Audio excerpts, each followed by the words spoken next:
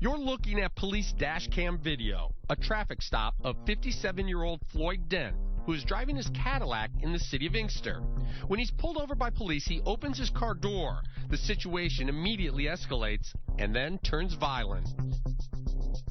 According to police reports and court testimony, Inkster police officer Melendez puts Dent in a chokehold and then delivers 16 blows to his head.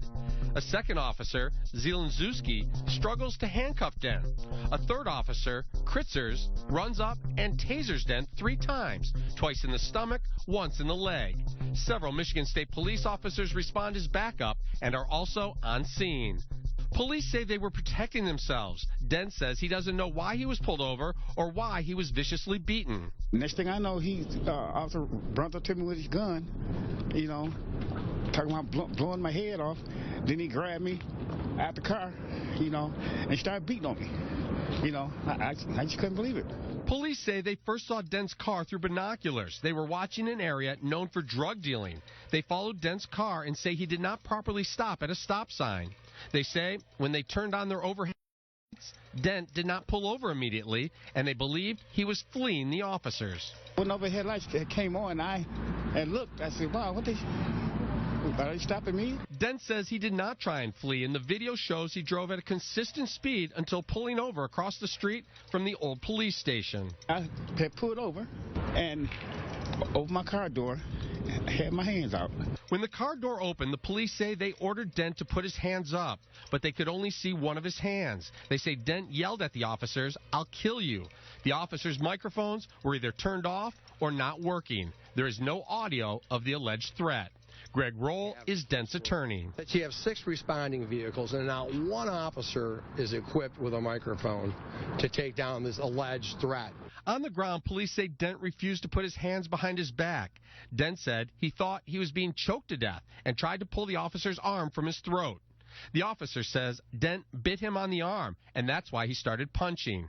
They say the 16 blows to the head, a kick to the arm, and 3 taser blasts were necessary to protect themselves while restraining Dent.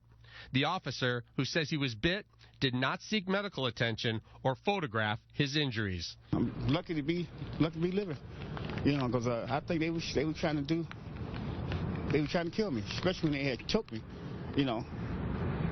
I was on my last breath. I had told the officer, please, I can't breathe.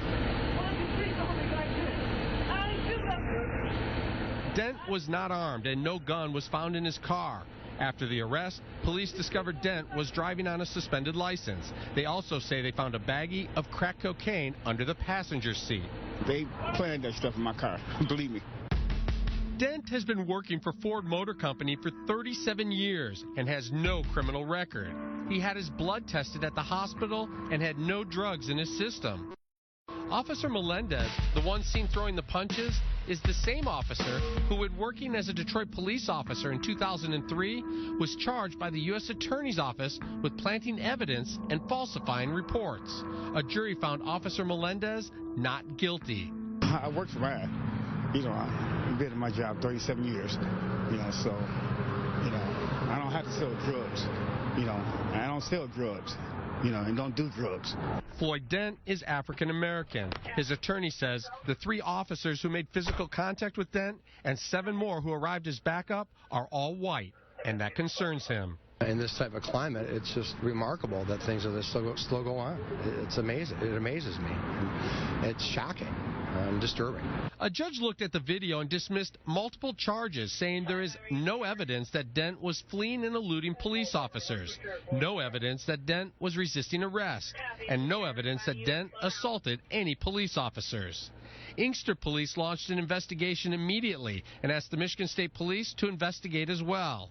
Officer Melendez is off the street working a desk job pending the outcome of the investigations. The Inkster Police Department has a policy in line with best practices that requires that any significant use of force or serious use of force resulting in injury requires an internal investigation. That I was notified that night of the prisoner going to the hospital, and the investigation was ordered immediately, and it's ongoing at this time. I'm getting tears thinking about it. I don't even want to watch the tape of them beating me, because I get upset.